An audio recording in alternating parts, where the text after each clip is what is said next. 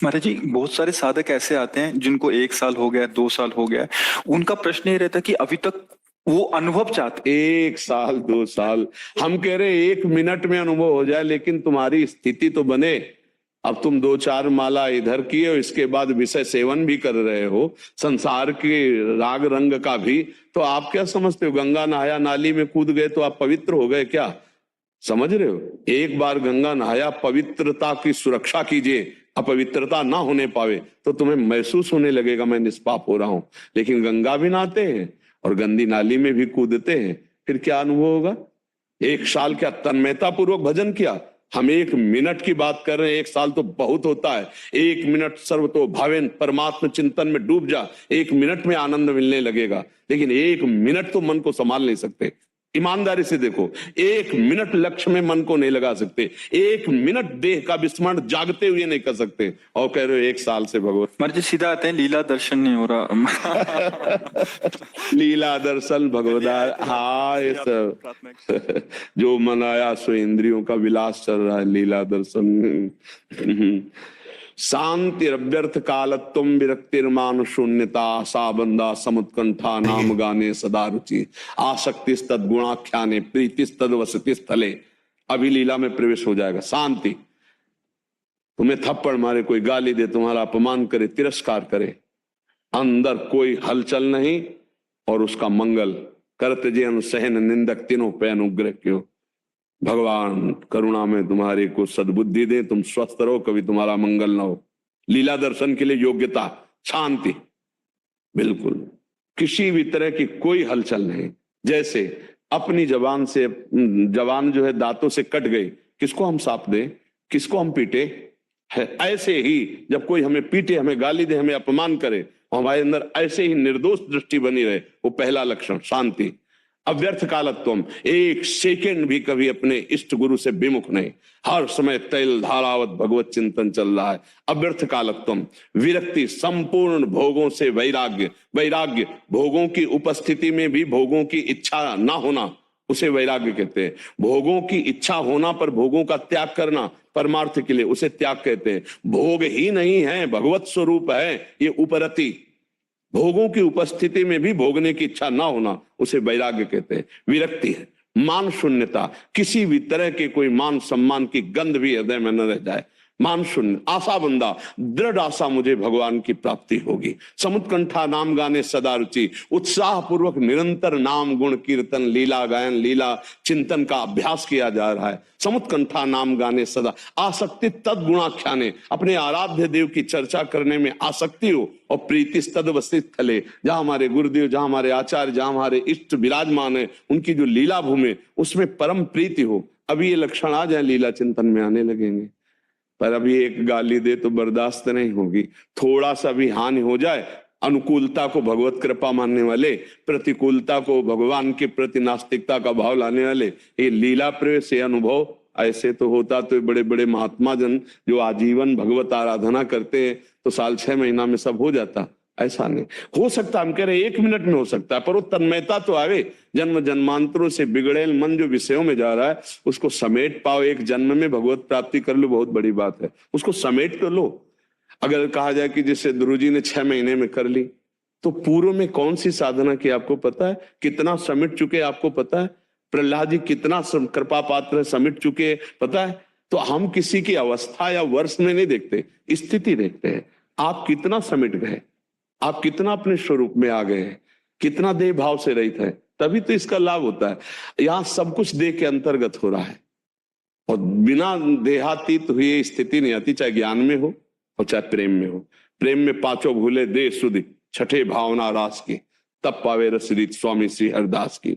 पूरे शरीर का बिल्कुल यंत्र, जैसे कार अलग है आप अलग हैं, ऐसा अनुभव होता है। ये शरीर केवल यात्रा के लिए, भगवत प्राप्ति के लिए, ये मैं शरीर नहीं हूं, पक्का। न जागृत न स्वप्न सुषुप्ति मेरी क्रियाएं नहीं है, पक्का। ये काम क्रोध लोभ मोह मद का आकर्षण मेरे में नहीं है, ये इंद्रियों में आकर्षण है, और इस आकर्षण में इनको जाने नहीं देंगे, क्योंकि हमारी अनुमति के बिना कुछ हो। तब आगे बढ़ता है, अभी तो मनमानी आचरण हो रहे हैं, बढ़ता है अभी तो मनमानी आचरण हो रहे हैं।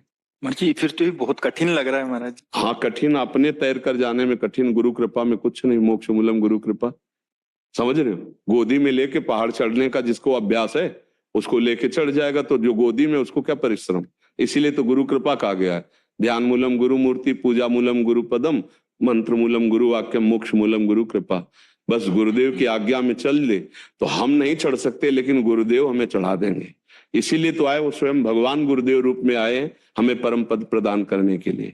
वही परम तत्व ही गुरुदेव रूप धारण करके आता है, हमको परम पद प्रदान। सोई जाने जिह देव जनाई, जानत तुम्हें तुम्हें हो जाए। तो अपने लिए तो कठिन है, लेकिन गुरुदेव के लिए कठिन है, वो तो देने ही आए हैं। इसीलिए गुरु परंपरा, आचार्य परंपरा बनी, उनके शरणागत होकर सच्ची कहते, जो बड़ी बड़ी साधनाओं से निर्विकारता का अनुभव नहीं होता, वो गुरु कृपा से सहज में हो जाता है। गुरु कृपा ही केवलम, उनकी कृपा कटाक्ष से निर्विकार स्थिति आने लगती है।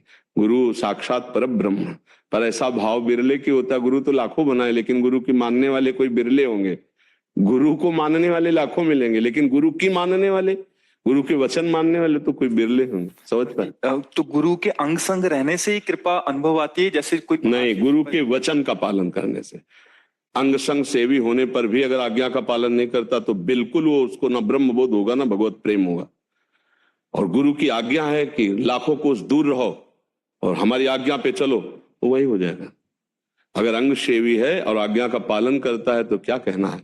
वो अंग सेवी है और आज्ञा का पालन नहीं करता है तो निश्चित समझो वो प्रॉपर्टी का अधिकारी बन सकता है, लेकिन अंदर की गुरु की संपत्ति का नहीं। वो तभी अधिकारी होगा जब गुरु के वचनों के अनुसार चलेगा। लेकिन गुरु की आंतरिक संपत्ति का अधिकारी लूट ले जाएगा दूसरा, जो उनकी आज्ञा पे चल रहा है, उनको अपना परब्रह्म मानता है। वो कहीं भी हो, गृहस्थ हो, विरक्त हो, कहीं भी हो, वो बाजी मार देगा। वो नजदीक लेते रहते हुए भी नहीं ले पाएगा और दूर रहते हुए ले जाएगा। क्योंकि गुरु के वचनों का पालन करना ही सबसे बड़ी सेवा है। आज्ञा समन सुसाहेब सेवा। जो गुरु की आज्ञा का पालन करता है वही सेवक है। जो गुरु के शरीर की सेवा करता है, आज्ञा का उल्लंघन करता है, वो अनाधिकारी है, वो गुरु की वस्तु को प्राप्त नहीं कर सकता। गुरु की अंग सेवा उनकी इच्छा के अनुसार हो रही, उनकी आज्ञा का पालन हो रहा है, तो सजयति सजयति, वो संपूर्ण त्रिभुवन पर विजय प्राप्त कर लेगा। तो गुरु की अंग सेवा नहीं है, लाखों शिष्य होते हैं तो नहीं है, लेकिन उनकी आज्ञा का पालन है, तो वही वस्तु उसको प्राप्त हो जाएगी। अच्छा, अपने सारे दैनिक कार्यों को करते हुए, गृहस्थी के सारे कार्य करते हुए गुरु आज्ञा में चल रहा है, तो गुरु कृपा पात्र को बोध हो जाएगा। अच्छा, गुरु के शरीर की सेवा प्रधान, जो सिद्ध महापुरुष होते हैं शरीर त्यागी होते हैं, शरीर की सेवा का उनका प्रधान महत्व नहीं। उनका है कि तुम अपने स्वरूप को जानो, तुम भगवत प्रेम को प्राप्त हो, तो उनकी बात मान लो। बात नहीं मानते और तुम उनकी लंगोटी धो दे या चला धो दिया, उनकी बात बिल्कुल नहीं मानते, अवहेलना करते हो, उनके विपरीत चलते हो, वो गुरु कभी प्रसन्न नहीं हो सकते। जो सच्चे मार्ग के पथिक है कभी नहीं प्रसन्न हो सकते। अगर शरीर सेवा कर रहे हो तो उनकी आज्ञा का पालन करो। इसलिए पाया जाता है कई ऐसे चरित्र आते हैं महापुरुषों के कि उनकी सेवा में रहे और उन्हीं को जहर दे दिया। तो वो प्रॉपर्टी दृश्य में है इसलिए सेवा में हो, संपत्ति दृश्य में इसलिए सेवा में हो। गुरु की आंतरिक संपत्ति पर तो नजर आज्ञा पालन करने वाला कर पाता है। तो इसलिए प्रधान बात है, आवश्यक है गुरु जी की चरण सेवा। सेवा का अंग है गुरु जी के वस्त्र धोना, गुरु जी के जूठे पात्र। जी सब शिष्यों का ऐसा भाव रहता है कि ये सब करें, मतलब अपने गुरुदेव के चरण। हाँ, भाव तो सब करेगा, लेकिन खास बात है गुरु की आज्ञा पालन करना। जैसे गुरुदेव को साष्टांग दंडवत वैसे सब ना, तो फिर वो कई बार इस बात को कहा कि देखो दंडवत करना खास बात नहीं है, हमारे पास आना खास बात नहीं है, खास बात है हमारी बात मानना, जो हम कह रहे हैं वैसे चलो, बस ठीक। कोई भी सच्चा भगवत प्राप्त महात्मा कभी भी अपनी आज्ञा का उल्लंघन बर्दाश्त नहीं कर सकता, और उनकी आज्ञा भगवत प्राप्ति के लिए ही होती है, धर्म शास्त्र सम्मत होती है।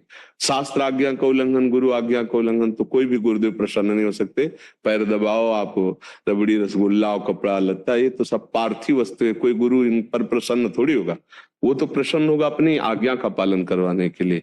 प्रायः देखा गया है बड़े बड़े महापुरुषों को कि आज्ञा पालन में ही वो दृढ़ है कि अगर हमारी आज्ञा का पालन नहीं तो आप हमारे शिष्य नहीं हो, आप हमारे नहीं हो। आज्ञा पालन हो रहा तो लाखों कोस दूर है और भगवत प्राप्ति कर लिया, गुरु कृपा प्राप्त बन गया, ऐसा देखा गया। जी।